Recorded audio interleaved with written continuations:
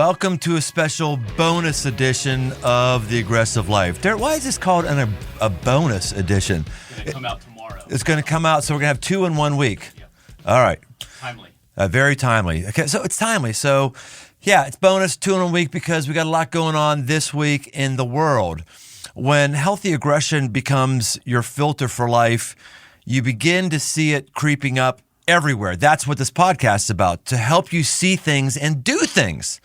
Past week, the world has come face to face with the conflict in Ukraine.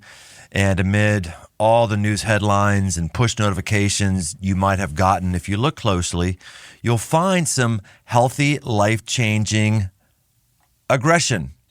It's in a president with no background in politics. He's refusing the easy trip to safety that was offered, and instead he's choosing to stay and stand with his people. It's the 13 soldiers on Snake Island refusing to back down as the first defense against invasion.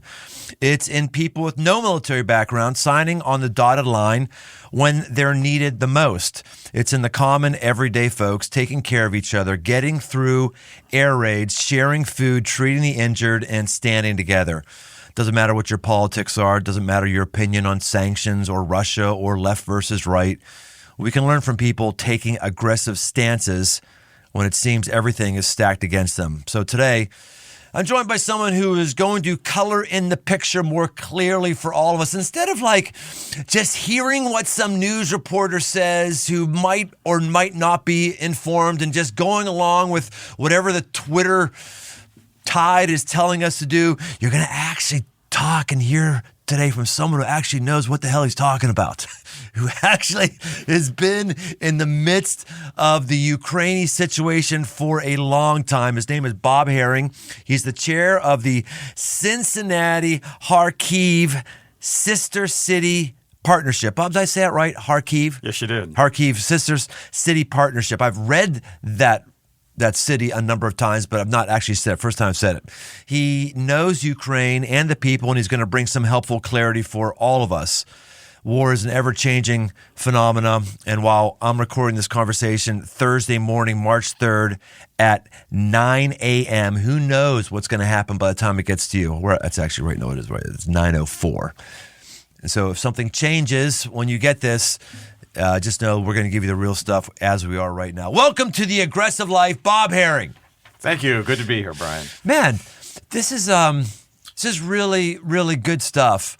Good you're here. Nothing good over going on in Ukraine. Why don't you give us the true story of what's going on in Ukraine? Because I'm like a lot of people, we just don't know who to believe anymore. What's out there just for entertainment value, what's out there to, I don't know, just fire us up that might not be reflecting stuff that's real. Just as a guy who's, well, let's talk about you first. How do you know anything about Ukraine, Bob? Well, when I was principal of an elementary school here in Cincinnati, Nativity School in Pleasant Ridge, there was a delegation visiting from Kharkiv through the Cincinnati-Kharkiv Sister City Partnership. The partnership was formed in 1989 when Charlie Lucan, as mayor of Cincinnati, signed an agreement with the mayor of Kharkiv to establish the Sister City Partnership. Ukraine became independent in 1991. A delegation followed a couple of years later visiting Cincinnati, and we didn't know anything about Ukraine. Newly independent country, didn't know anything about the history, the culture. And so we invited a member of that delegation, Yuri Golub, who was the vice principal of school number 3 in Kharkiv, to come to Nativity and just tell the kids about their country, his country, newly independent, the culture, the history, their dreams, their hopes. And so we did that. It took 3 days to visit all the classrooms, kindergarten through grade 8, with age-appropriate information for the kids. During the course of those 3 days, Yuri and I got to talking about the possibility of a student exchange. Wouldn't it be great if kids from Pleasant Ridge here in Cincinnati could go to Kharkiv and live with families and attend school and just see what life was like in this newly independent country that we knew virtually nothing about. And an opportunity for the kids from Kharkiv to come here to Cincinnati to experience life in America as it is in Cincinnati and what that was like. And so we did. We did a student exchange and we set up a partnership with school number 3 and did a series of student exchanges. So that's when I became first involved and first got to know people from Kharkiv. And that continued through the 1990s, the 2000s, 2010s. And so In the early 2000s, I was asked to be a member. I was asked to join the Cincinnati-Kharkiv Sister City Partnership Board and become a member there. Was glad to accept the invitation and got to know lots of people as those delegations from Kharkiv came to Cincinnati. So the background is, long story short, is there are personal friends, there are acquaintances that are living in Kharkiv that I've known for, in some cases, 20 years. And so we've been in touch with them through a variety of media, some Facebook stuff early on. Usually the WhatsApp app is the most frequent one now, to get a firsthand account of what they're experiencing. What's the population of Kharkiv? It's about 1.5 million. And that puts it as the second largest city in Ukraine? Second largest city in Ukraine. So when you go for a sister city partnership, what you try to do is find a city of similar size and similar interests. So Cincinnati's an inland river city with a strong manufacturing base, lots of educational opportunities, universities, so on, strong arts scene. Same thing with Kharkiv. Inland river city, strong manufacturing base, multiple universities in the town, and a strong arts scene. So the match was kind of like between sisters, if you will, or that had similar characteristics. So where is Kharkiv right now as far as staring down the face of the barrel of a gun? Are there guns right now, Russians right now in Kharkiv? There are. The missiles have been raining down on the city government building, the equivalent of the city hall, has been destroyed. The schools have been hit. Residential buildings have been hit. People are homeless, and people have died under these attacks. There is some street-to-street fighting going on in Kharkiv, as we've been informed by the folks that have kept in touch with us. So you've got a regular ongoing dialogue happening with your friends in Kharkiv. We do. And the general timeline, if you will, is that they send something over in the morning Cincinnati time. So they're 7 hours ahead of us, so it's the afternoon there. We kind of get an update. Last 2 days, those reports have been delayed, and there's nothing today. So that's it's a sign that says, wow, if they can't get out the daily update, things must really be tough. So we don't know. Are they still alive? Are they trapped in the bomb shelters and the subways and can't get up to the surface, to get a signal? We don't know what's happening, but we do know that our contacts are in trouble. Prior to the last 2-3 weeks, or at least as long as it's come onto the American conscience that Russia is looking to go into Ukraine, it's, at least on my mind, it's a relatively recent thing. As you interacted with your friends in the Ukraine, did they see this coming 6 months ago, a year ago, 2 years ago? I mean, what's the surprise factor for them? Well, it's multifaceted in the sense that Ukraine has been at war for 8 years since Russia supported the separatist elements in the eastern region, the Donbass region. So war with Russia is not new to them, but it was confined to that area. It really didn't spread. So the people that we know in Kharkiv, their opinion was Putin's not going to invade the country. He wants Crimea, which was historically part of Russia, wasn't part of Ukraine until 1950s when Khrushchev carved it off of Russia and gave it to Ukraine. So Crimea, well, kind of okay, maybe. But they didn't believe that Putin would go so far as to actually invade the country. And that was up until 2 days before the invasion. When we talked to him, they'd say it's saber rattling. He's just trying to gain attention. He's not going to be so crazy as to invade the country. But he was, and he did. And when did it sink in for them that this was real? Like they're going to actually be dealing with violence? Was there a moment when they said, okay, it's not a bluff anymore, it's posturing, it's actually coming? There was, when the soldiers crossed the border. It was up to that point, they were not sure if it was actually going to happen then. That the buildup of Russian troops in Belarus and on the border, Kharkiv is just 25 miles from the Russian border. The buildup of troops there, they thought nothing's going to happen. It's bluster. It's an attempt to intimidate, to bully us into compliance. Because Ukraine, in Kharkiv, the majority of the population is ethnically Russian, and their first language is Russian. And so, in spite of that, the folks in Kharkiv look west. They want to be part of the European Union. They want a free and fair elections. They want a parliamentary democracy. They want a free market where they can start businesses and do all the things that people in free countries can do. They didn't want to be part of Russia and part of that type of economy that's there. And certainly they didn't want to be governed by Moscow. And so they valued their independence and thought Russia would be crazy to invade. Are you familiar with the theory that Vladimir Putin feels like he's on a holy mission to be the representative of Christianity in the world? Are you familiar with this theory? I've heard a little bit about it, not terribly familiar with it. What I've heard more is that he wants to recreate the Russian Empire. And Ukraine was part of the Russian Empire from about the late 1700s. Prior to that, it was not part of the Russian Empire. So he wants to recreate that, and Ukraine is a key to that. It's the breadbasket, tons of wheat that is grown there and exported, lots of manufacturing facilities. He wants to recreate the Russian Empire. So I haven't heard the religious dimension so much. I'll send it to you, and Dirt, let's also put it in the notes for the podcast. I'll give it to you, the footnote. Well, footnote. There's not a lot written on this, but I've shared it with some other historians, and they're like, that's interesting. I hadn't thought about it that way. The basic thing is this, is that Vladimir Putin had a Christian mother, and he had an atheist father.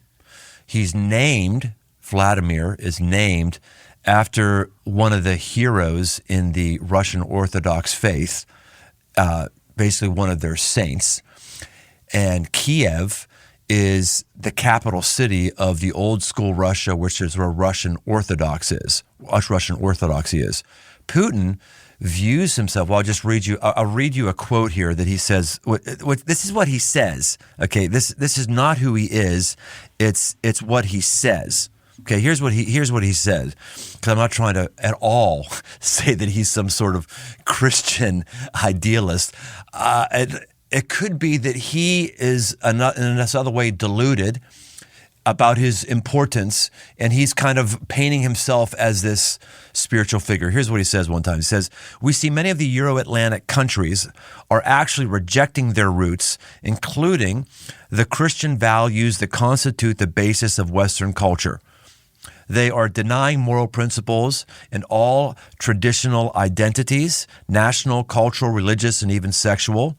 They're implementing policies that equate large families with same-sex partnerships, belief in God, and with the belief in Satan." And so he talks about Holy Russia and their destiny. He's funded, I think the thing I saw was 3,000 new Russian Orthodox churches a year. 3,000 a year. Like he's funding that and building that. And the theory goes that Kiev is sort of the center point of the religious history of the Russian Orthodox Church and his family history. And so that's why it's important to him. Because this is just a theory, it just doesn't make sense, right? It doesn't make sense from start to finish on this.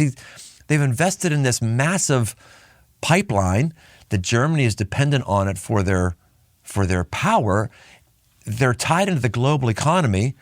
That's all going up in smoke. It just doesn't seem rational, right? What's your think about why this could be happening? It just doesn't make sense.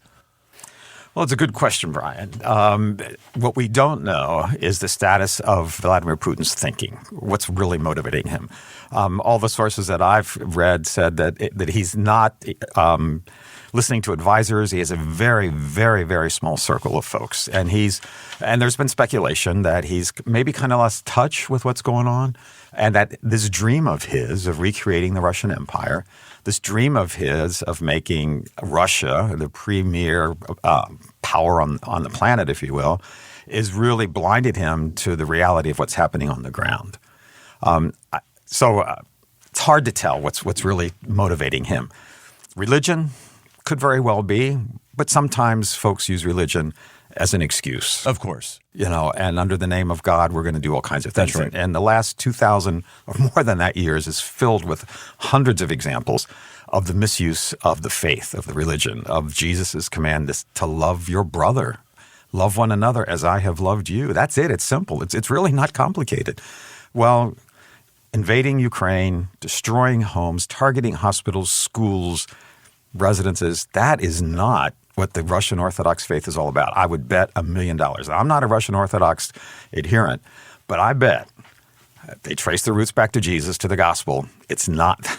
No. This is not what Jesus wanted to have happen. Yeah, just so anyone knows, I am not saying Vladimir Putin walks with God or that he can possibly be on a mission from God. I am saying, though, that we often delude ourselves spiritually, and it could be he's deluding himself spiritually to give him some justification for doing what he wants in his own political kingdom. I think that's very possible. And we see that in other countries too. Yeah, the role of religion, I believe that most of us are very afraid to talk religion. You've got very deep Catholic roots. You're firm in your religion and your perspective. And so you're able to have conversations like this, but very few people are willing to talk about religion and open it up because they feel ill-formed. Madeleine Albright in her autobiography, which is probably 2 decades old now, the former Secretary of State, she made a big point of this, is that as America becomes less and less religiously literate and more afraid of religion and spirituality and having the conversation, we're putting ourselves at disadvantage on the world stage because, like it or not, people and countries are religious. Whether it's the right religion, the wrong religion, or whether it's practiced the right way or the wrong way, that wasn't her point. Her point is, if we don't understand the religious and spiritual impulses that everybody has, we're going to be at a disadvantage on the world stage. And so I just wonder if we're missing something here with Ukraine by missing the spiritual religious component, which, of course, our modern media is utterly ill-equipped to talk about because our modern media would just prefer and assume everyone be agnostic because they just don't want to talk about it. I don't know. Is there any sort of faith with the folks in Kharkiv? Yes, there is. When they were part of the Soviet Union up until 1991, when they got their independence, it was officially an atheistic state.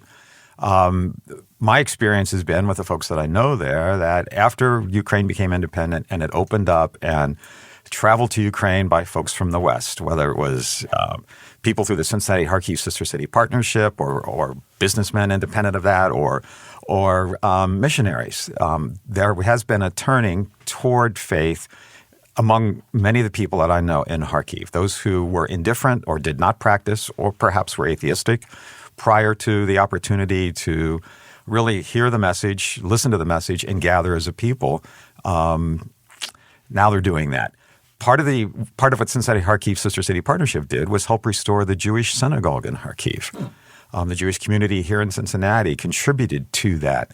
There was a restoration of the Catholic Church, the one Catholic church in Kharkiv, and there's the building of Baptist, Protestant churches in Kharkiv. So there's been an increase, my understanding is, in folks attending faith-filled services, if you will.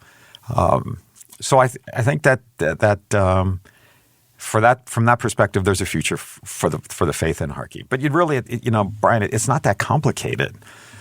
All God wants us to do is come home at the end of our time here. He wants us to be home with Him. Come home to the Father.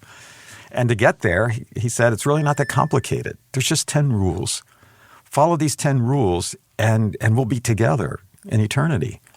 Well, we had a trouble with that. So he said, I'm going to make it a little easier for you guys, okay? I'm going to send my son, and he's going to show you the way. And there's just 2 rules now. Love me and love your neighbor. Love God and love your neighbor. And here's some stories, some parables to help you remember that, to help you carry that out. Because people like stories. And still we have a hard time, but it's not that complicated. Love God, love your neighbor, and you'll be home with the Father. That's what it's about. And that's what the people in Kharkiv are looking for. And I think people around the world are looking for. Look, Bob, I brought you here to talk Ukraine. I didn't bring you here to bring spiritual truth. I mean, come on. We don't want to hear spiritual truth that actually change our life and change our destiny. Forget it, yeah. That's good and strong, man. That's great. What was the word on the street about President Zelensky before all this happens? Because he's now kind of an icon in America. What does the average Ukrainian or the average Ukrainian before all this happened, what was their opinion of the president? Well, he won in a landslide election, but he was an alternative, and they were looking for something different from what they had before. So here comes this comedian, literally, who says, I'll take a crack at it as being president, and they gave him a chance. He was not taken all that seriously by the folks that we know in Kharkiv. Can this guy really pull it off? Has he got what it takes to lead the nation? Well, it looks like this guy has stepped up. He has provided the leadership. He had an opportunity to flee Ukraine, to set up a government in exile, and he said, there's no way I'm leaving the people. There's no way I'm walking away from this. I am here, I am with you, and will remain. He said, I don't need a ride, I need ammo. Right. Come on. That is one of the most inspiring things I've ever heard, especially when it's put against the backdrop of articles that I read a few weeks ago that said, hey, this guy is just not up for the task. His background doesn't lend itself to this sort of geopolitical conflict. He's in over his head. I mean, that was basically what the media was saying. But it just goes to show you have no idea what somebody's made up until it's crunch time, do you? Exactly. We don't know what we've got inside until we're tested. Man, it's so amazing to see. And I think for our listeners to be with us, you don't know how God can use you. You don't know what you're made of until there's a crisis. And this guy is dealing amazingly with this crisis. I feel like he's calling out the world leaders in a really strong way in which they really need to be called out. Do you agree? Absolutely, yeah. He has stepped up to meet the challenge. He is the voice of freedom, the voice of democracy, the voice that the people of Ukraine need to take to the world stage. He's done it. What do you think from your own background, because you're one of the very few people who has been to Ukraine, who has relationships with the people in Ukraine, who have an education about Ukraine and about the situation that's deeper and wider than the education that most of us have gotten just in the last few weeks, because you've been there for years now. You've been engaged emotionally, relationally, physically. What do you think is the solution to this? Oh, Brian. I know. Come on. It's called The Aggressive Life. Don't hold back, Bob. No, it's just a tough question. I don't see a happy ending at this point. I don't see Putin pulling back, pulling his troops out. I see him going in all the way. So what that means is more destruction of the cities and the towns and the villages. It means more death. It means more suffering. It means more displaced people as millions flee into Poland and Hungary and Romania. I see him attempting to occupy this country and perhaps set up a puppet government. I see the Ukrainian people that are left absolutely refusing to go along with that. And months, if not years, of guerrilla warfare, against the puppet government that he will have installed. I don't see a happy ending at this point, given Putin's determination to carry this through, given his unwillingness to have a ceasefire in those talks. I don't see the Ukrainian people just laying down. I think it's not going to be good for a long, long time. So you think this is going to be a Vietnam and a city landscape? Could very well be. I see it. I see the Ukrainian people not laying down and not giving up, and I see Putin not giving up, and that means a clash.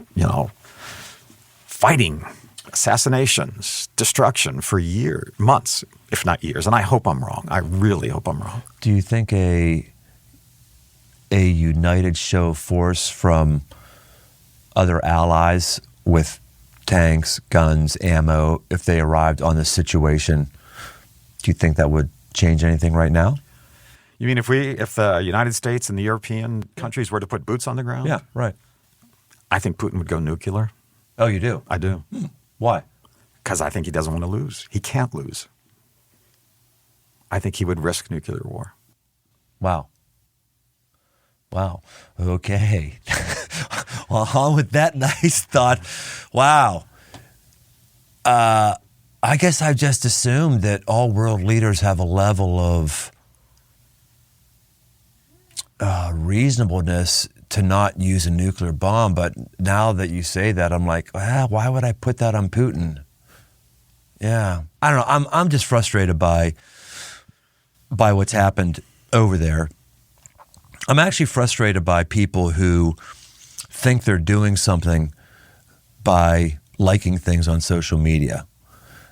You know, I am really inspired by people who are actually signing up to be part of the military conflict over there that's happening. I think that's amazing. I think us as Americans were just not in touch with what it means to do things. We know what it means to say things. We don't know what it means to do things. And I just keep wondering what would happen if a few weeks ago just a few tanks showed up on the border from other countries and said, no, you're not going to come in here. But we just were talking about things instead of doing things. But you think even that a few weeks ago would have led to something nuclear? I think there's a real possibility for that. I think, again, Putin wants to reestablish that Russian empire, and he feels that NATO on his border with Estonia, Latvia, Lithuania, Poland is a direct threat to his country. And he was bound and determined that Ukraine would not join NATO. He's bound and determined that Ukraine will not join the European Union, that he's bound and determined that Ukraine will be, like Belarus, a vassal state, subservient to Moscow, following Moscow's lead. That's what he believes needs to happen. That's his game plan.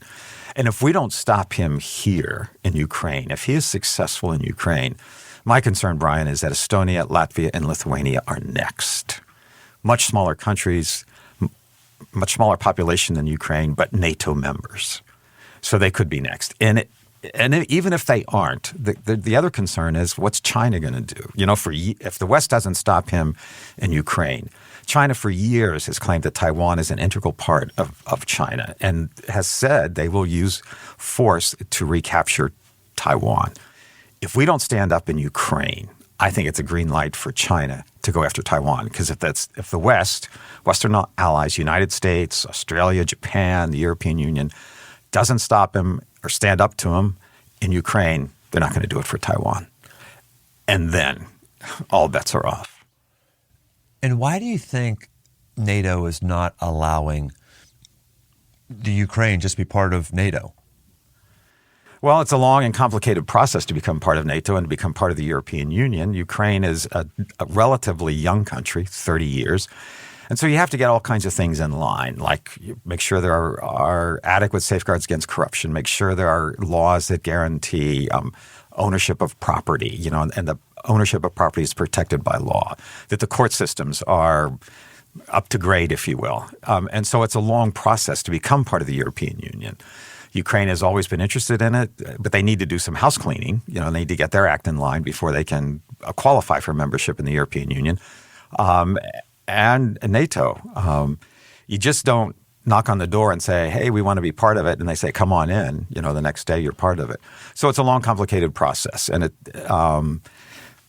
I think part of the concern now in terms of NATO is if Ukraine becomes part of NATO, you know, then Russia is on its western flank is surrounded by NATO countries, and they perceive that to be a threat. They perceive NATO to be not a defensive alliance, but an alliance that will target Russia. Well, that's some things I hadn't thought about before because it seems like, yeah, just let them into NATO. What's the big deal? But if you haven't been trying to get your house in order and you aren't meeting standards like Ukraine has not been, that makes a lot of sense. They're on the process. They're on the road to doing that. But as you know, it takes a long time to bring about a change. And if you've had, 70 years of a particular system, and when they were part of the Soviet Union, it just doesn't change overnight with the flip of a switch, if you will. So they're on the way. They are committed to free and fair elections, a parliamentary democracy, freedom of speech, freedom of the press, freedom of the assembly, all of those rights that we in the West enjoy. They're committed to a free market. Take some time to get there. When you talk about rolling over and doing Lithuania, Latvia, modeling for China going into Taiwan, I ping pong back and forth between two mindsets I'd love you to help me out with and give me your opinion on, because that's what you do on podcasts. We give our opinion. On the one hand, I think, what in the world are we doing here? They don't need us to have social media campaigns. They need people to show up who will kill Russians. That's what they need. I feel like that on the one hand. It's called the Aggressive Life Podcast. I'm like, gosh, if this is right and people are getting killed, other people need to go over and kill the bad people who are killing the innocent people. That's actually a biblically defensive argument. We'll get into some other podcasts maybe. So on one hand, I feel that. And then on the other hand, I go, gosh, our country has just gotten burned all the time for trying to be the world's policeman. And I have this element of me that says, maybe we need to go back to a little bit of old school isolationism and let those people on the other side of the ocean deal with their own problems, and us stop running up our military debt and stop sending our soldiers to death in a conflict in a region of the world that is so far away from us.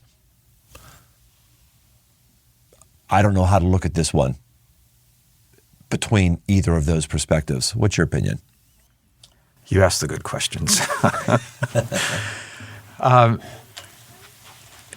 I think it's tough to ask America to put boots on the ground after 20 years in Afghanistan, after Iraq, and going back as far as Vietnam. That's a tough ask. On the other hand, what country is better positioned to speak for and be the leader for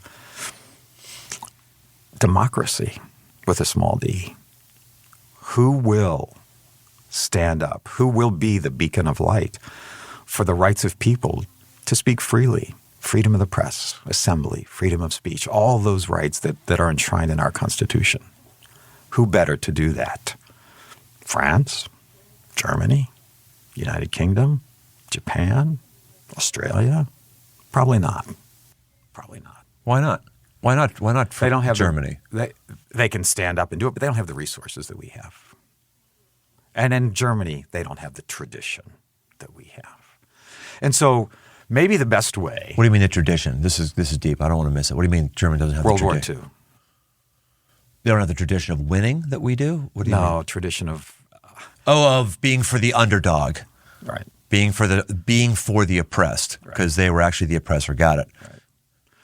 So if we can, through economic sanctions, diplomatic sanctions, if we can send the message to Russia that you are not a welcome member in the family of nations, your athletes cannot participate in the Olympics. We will not hold soccer championship games there.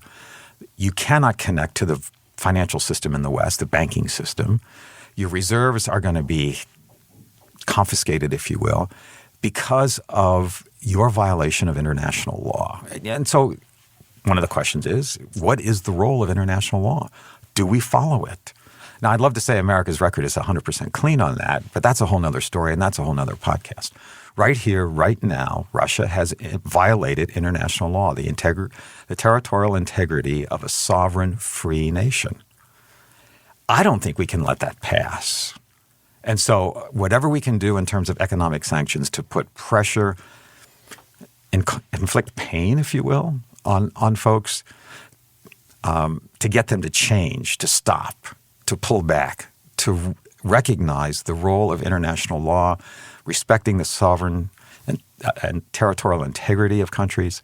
I think that's what we can do and be the leader in that. So whether you voted for President Biden or not, now's not the time for partisan politics. Now is the time for America to stand up for the rule of law, to stand up for human rights, to stand up for freedom and democracy, and to lead the allies. Without us, the international coalition, I think, is not as effective. If we've become isolationist, it's to our own peril.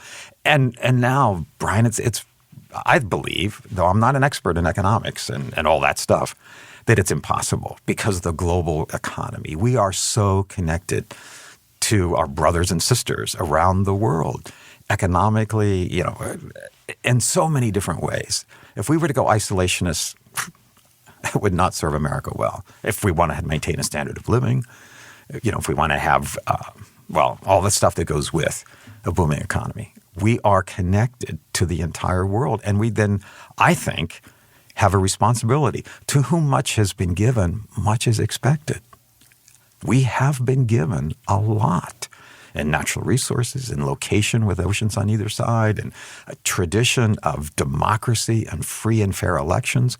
We have been given a lot. And for us to turn our back on the world, man, I don't want to be standing on Judgment Day when whoever made that decision has to respond to what the Lord's going to say. Where were you when they did this to the least of my brothers? We have a responsibility. It's very clear. What you do unto others, you do unto me. When I was hungry, you fed me. When I was homeless, you sheltered me. When I was naked, you clothed me. There is no greater imperative for us to stand with the people of Ukraine and help them in any way possible and to be the leader of the free world. We didn't ask for it, but it's ours. Sometimes things fall in your lap and you got to pick it up. You got to do it. You can't stand by and say, not my problem. It is our problem because we are brothers and sisters with everyone. And with the Russian people who are demonstrating against this war, the Russian people in Moscow and St. Petersburg who are thrown in jail because they marched down the street and said no to this war. We are connected to them. Yeah, but yes, period. That's really good, Bob. Thank you. I got the right guest on the right podcast at the right time. This is fantastic. I don't think anyone would disagree that economic sanctions, we can stand together and do that with Russia. But is there any evidence that says that Putin cares at all how we hurt the average person in Russia economically? Because it's not going to hurt him. Good question, Brian. And then maybe Putin doesn't care about the average Russian. And maybe because he doesn't care, the pressure will build and there will be more demonstrations. But I suspect Putin does care about what happens to his buddies, the oligarchs, right, the people that support him. So, the Russian oligarch that owns the soccer team in Britain put it up for sale. The Russian oligarch that owns this super yacht, which is in the Mediterranean, that yacht's been seized by France. And so I suspect that as the oligarchs— his peers are probably giving him pressure because he has some relative peers. So, as the pressure mounts on the oligarchs and they lose their real estate holdings or their whatever in Britain, in London, and their bank accounts, and the Swiss have frozen the bank accounts. They lose the access to their money in Switzerland that's stashed abroad. As the pressure mounts on the oligarchs, maybe that's the way into Putin. But that's going to take more than a day or a week or a month. And in the meantime, the people in Ukraine are going to suffer big time. So maybe best case scenario is an oligarch figures out a way to assassinate Putin in the next week. It's an interesting thought. I'm sure sometimes many violence, people have had it. Sometimes violence is the answer. I mean, I know that we're believers and we believe in turning the other cheek for sure. And there's a history of some great people trying to do some violent things in the name of Christ, which I believe was the name of Christ. Dietrich Bonhoeffer tried to take out Hitler, a German pastor during World War II. I'm actually going to be going over to Germany this next fall to visit some significant sites. And I hadn't really counted the costs on the oligarchy and the pressure from his relative peers in that area. That's interesting. So then the unknown is if Putin is assassinated, who takes over? And will that person maintain that course or see the light, if you will, and change course? It's a good question. Don't have the answer to that. Don't know. And just for us at the Cincinnati-Kharkiv Sister City Partnership, the future, Brian, is a big question mark. Will the government of Kharkiv, the city government with whom we work, be a puppet government of the Russians, and will we be able to work with them? Will it be possible? Will the people who were freely and fairly elected, Mayor Terekov, who was here in Cincinnati in 2017 and signed a 5-year memorandum of understanding with John Cranley as mayor, Igor Terekov from Kharkiv, Irina Bakumenko, who is the president of the Kharkiv Cincinnati Sister City Partnership, our companion organization over there. And we signed a 5-year memorandum of understanding outlining the projects we were going to work on for the next 5 years. That memorandum expires this year. And there was and there is every intention to renew it and include new initiatives. But will it be possible? And who do we sign with? A puppet government in Kharkiv? Would they be interested? Will the Kharkiv Cincinnati Sister City Partnership, the folks over in Kharkiv, be allowed to continue as an NGO if Russia does in fact control the country? So there are a lot of unknowns for us as CKSCP. What's the future going to hold? Who are we going to work with? So what we've been doing, as our position has been, we're going to hold back on financial aid. Tons, encourage people to send money, donations, whatever, because there's a lot of organizations that are helping Ukraine. Our focus is on Kharkiv. We want whatever funds we're able to raise to go directly to the people in Kharkiv to rebuild their homes, to rebuild their businesses, to use the funds in whatever way they can. But we don't have a way yet. We don't know of a way yet to safely transfer those funds, that they will get to the intended people. The situation is too fluid. We have to wait until things settle down and see what's in place and then go into an aggressive fundraising program to directly help our friends in Kharkiv. But we have to have a way. We have to be guaranteed that we can transmit the funds, that they'll get there. They won't be siphoned off into somebody's pocket, or there'll be a 90% commission or whatever. So the situation is very fluid. We're watching it. We hope it settles down. And then we can support those people who've been here in Cincinnati, who've hosted Cincinnatians in their homes, who've collaborated on a number of projects. So there's one thing happening right now as we speak. The background to this is kids' art. Kids are great artists, elementary school kids. And so Marymount Elementary, right here in Greater Cincinnati, collaborated with an art teacher in Ukraine, and over the last 4 years have done international exhibit of children's art. So the way it works is the Ukrainian kids' art is shipped here to Cincinnati. And in October, at the barn in Marymount, there's an exhibit of Ukrainian kids' art and Marymount kids' art. Okay? And it's on a theme. 1 year it was holidays, 1 year it was the Four Seasons, 1 year it was transportation, so on and so forth. Then after the first of the year, after the exhibit closes at the barn in Marymount, that art is shipped to Kharkiv and is on display in a museum in Kharkiv. The Marymount kids' art is there right now. I don't know if that museum is still standing. I don't know if that museum has been bombed. I suspect the Marymount kids will not get their art back. Those kids in Marymount schools are currently in a pen pal program with kids in Kharkiv. I don't know that that's going to continue. I don't know how it can. We just hope. So, and then there are kids in Wyoming. Wyoming High School hosted delegations of teenagers from Kharkiv prior to the pandemic. 3 groups came over 3 different years. Some are keeping in touch, trying to keep in touch with the kids they hosted. So there's a direct impact in Marymount, in Wyoming, and the kids at Nativity School in Pleasant Ridge that hosted delegations in the 90s and the 2000s. Now, one of them I just heard from the other day is still keeping in touch with the student she hosted back in, I think it was 2007. So the impact here in Cincinnati is on a lot of people and a lot of kids and a lot of families.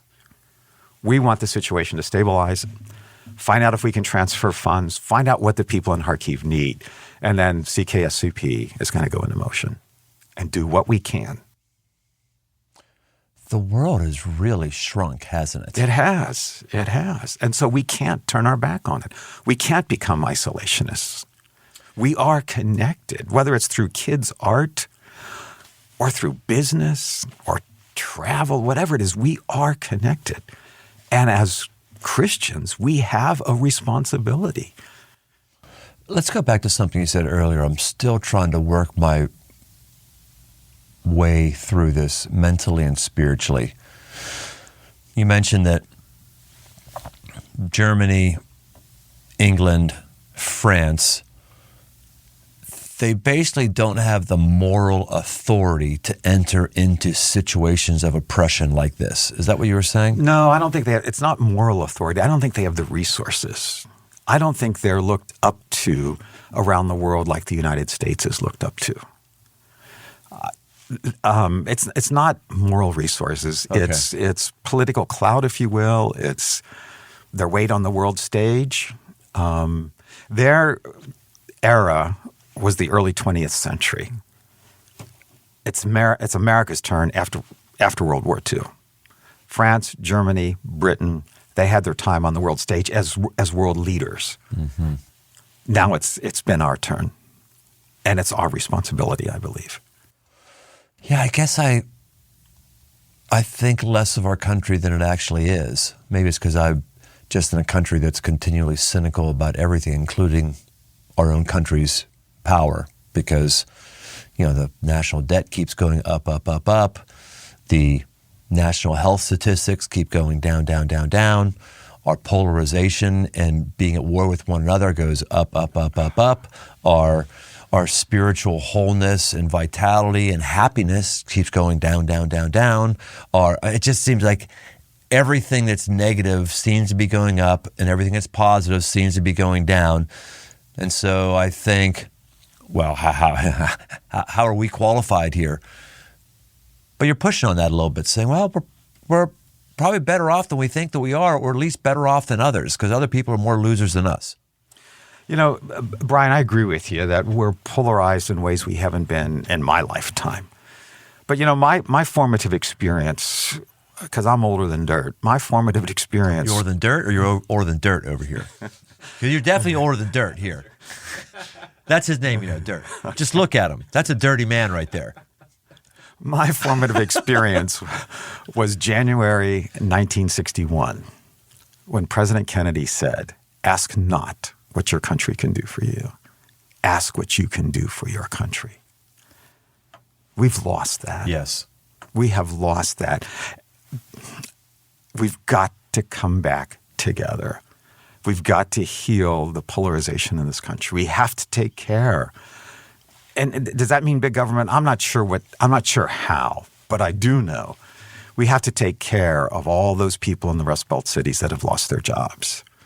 We have to take care of all the people that are addicted to opioids. We have to find a way to enable Americans to have meaningful income and a safe place to raise their kids and have meaningful employment. We have to do that to bring this country back together. So that should be a bipartisan approach. That shouldn't be red versus blue, blue versus red. We have to find fair tax policies. We have to find fair ways to ensure that everybody has a seat at the table. And I think that's the frustration in our country right now, because not everybody believes they have a seat at the table. Right. People believe that they aren't even allowed in the room, much less to sit at the table. Right.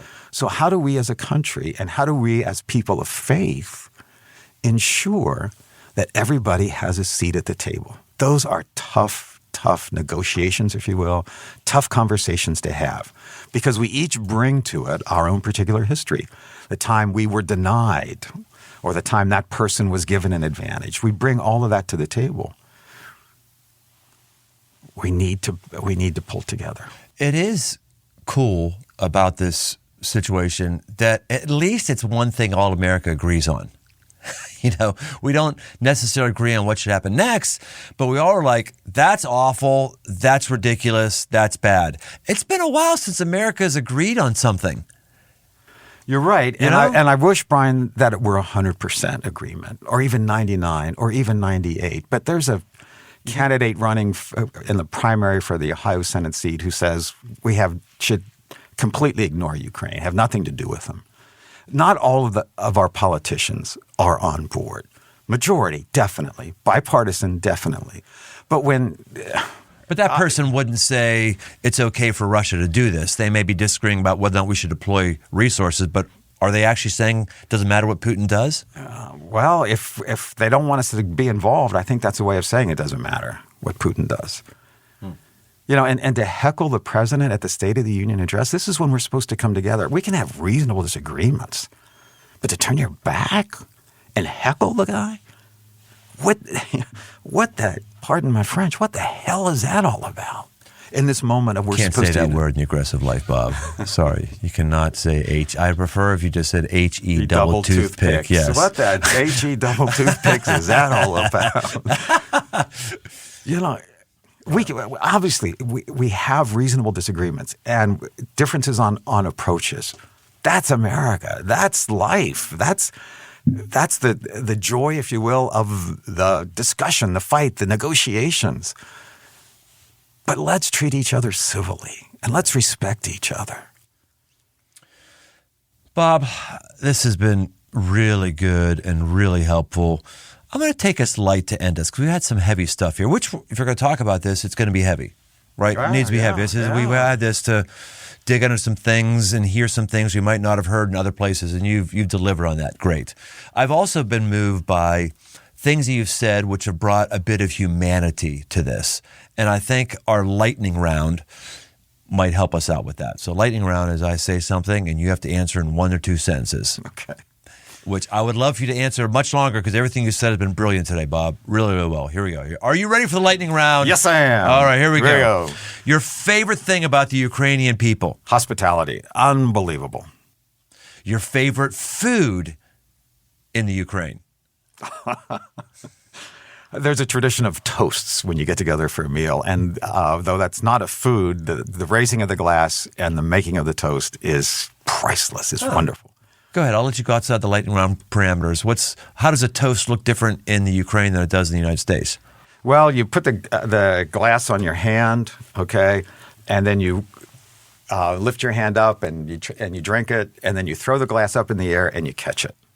Huh. So whether it's orange juice or orange juice, of course. The Catholic guy's only having orange juice over there, of course. Yes, right. You don't have to cover your base here, Bob. But you put the glass on your hand, you tilt it up, you down it, and you throw the glass up in the air, and if you're lucky, you catch it. That's cool. That's great. It's just a ton of fun. It's just great. Favorite place to visit in the Ukraine? Oh, there's the monument to the heroes of World War II. There is in a park just outside of Kharkiv. It's like a forest. Imagine Mount Airy Forest. And you go in there, and then there's a path through the forest. And on the side, there are lights underneath benches that glow red.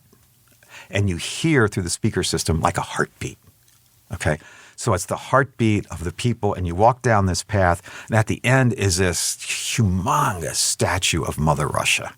And so it's dedicated to all the people who fought for Mother Russia in World War II. So Kharkiv was occupied by the Nazis, liberated, occupied again, and liberated again. 4 battles fought for that city in World War II.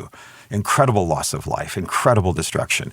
And here is this monument with a beating heart to the folks who fought for Kharkiv and defended the city. One story I feel, going off the lightning round here for a moment, one story I feel hasn't gotten enough play, or at least I'm more interested about it than is being reported on it, is how the Ukrainian government gave up all their nuclear missiles however many years ago. You know, the Russians, when it was under the Soviet bloc authority, had missile bases there and all that stuff. And then when that broke down, all those things were left behind. And the Ukraine decided to just get rid of them in the hope of what? International appeasement? Well, guarantee of independence, that they would be free and fair, is my understanding. They gave them up. We don't need to be a nuclear power. We want to be a free country without all that. That's my understanding. And so that's how Russia was okay with that. Yeah. Okay. At the time, yeah. All right. Because when I read it, it was like they gave them up and they didn't even have to give them up. That's not. They didn't. They didn't have to, but they did it in exchange for guarantees of freedom. And now they don't have any. All right. Awful. All right. What about if I want to find out about this conflict? Have you found that there's any sources of news that are really good for this, which is in and of itself, there's no question I can ask in today's climate without being polarizing, because if you say this place, people on the right are going to think you're a lackey, or on the left they're going to think you're not enlightened or whatever it is. I'm not trying to ask a loaded question. Just as you've read about this, are there any news sources that you think, hey, this one seems to be getting it right? New York Times is one of my go-tos, and in particular the essays, the columnists, the opinion pieces about what's happening there, and sense along with the straight reporting.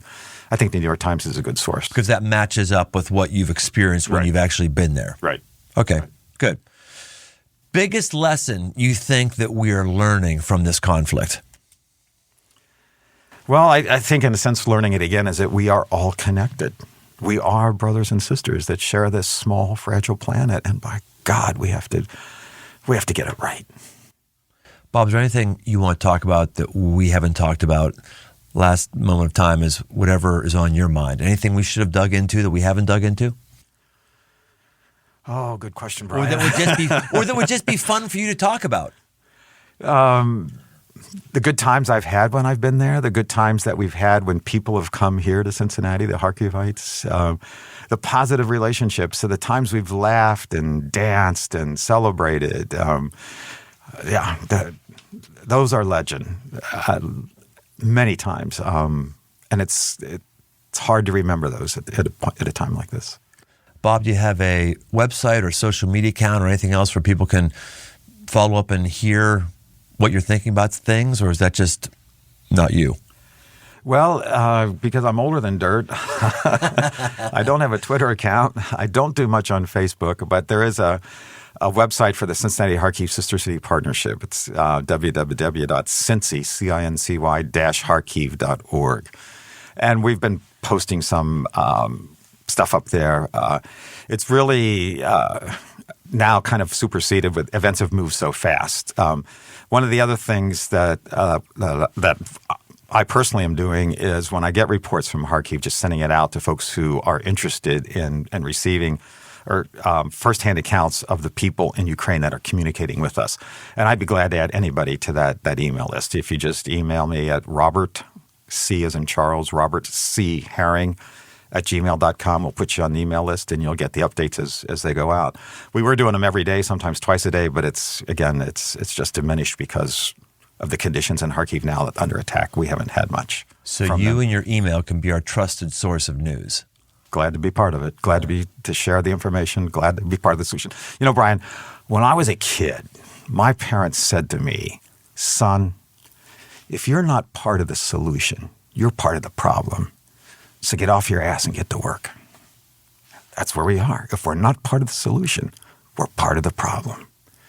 There's lots of ways to help. Figure out which way you can make your contribution, because what you do to the least of my brothers, you do to me. Time to get off our ass and get to work. Sorry about that. Amen. You are apologizing again. Bob, stop saying hell and ass. Gosh, what the hell are you doing that for? You're such an ass, Bob. You can't be doing that. No. Oh man, this has been rich. I walked into this room not cold. I knew I was with you today, and I knew some of your work, but I've never met you personally. Didn't know really much about you, and boy, this has been a great hour spent with me. I'm really encouraged, Bob. There's people like you that are building strong relationships with other human beings and are following your God wholeheartedly and challenging us and doing whatever you can do that God puts in your way. I'm a richer man because of our presence today, Bob. Thank you very, very much. You're welcome, Brian. Thanks for the opportunity to have been here. I appreciate it very much. No. Well, Bob gave you some info about how to hear from him, how to follow up with his organization. There's very few aggressive people out in the world that are blessing people. That's Bob. And that's what the aggressive life is about. The aggressive life is not about, hey, let's figure out how to err on the side of aggressively shooting people over in Russia. it's not what the aggressive life is about. It's about taking advantage of any situation in front of you and pushing forward like Bob has with the people of Kharkiv. So take this, apply it to your life, and let's pray and let's work towards a better life for our brothers and sisters in Ukraine. We'll see you next time on The Aggressive Life. Hey, thanks for listening. For all things aggressive living, why don't you head over to briantome.com. Find my new book, Move, a guide to get up and go forward, as well as articles and much, much more. And no matter where you listen to podcasts, why don't you take a second and leave us a rating, leave us a review. It really, really helps us drive new listeners to the show. We want to help as many people as possible, just like we may have helped you. We want to help others. So why don't you help us out? And if you want to connect, find me on Instagram at Brian Tome. Aggressive Life with Brian Tome is a production of Crossroads Church, Cincinnati, Ohio.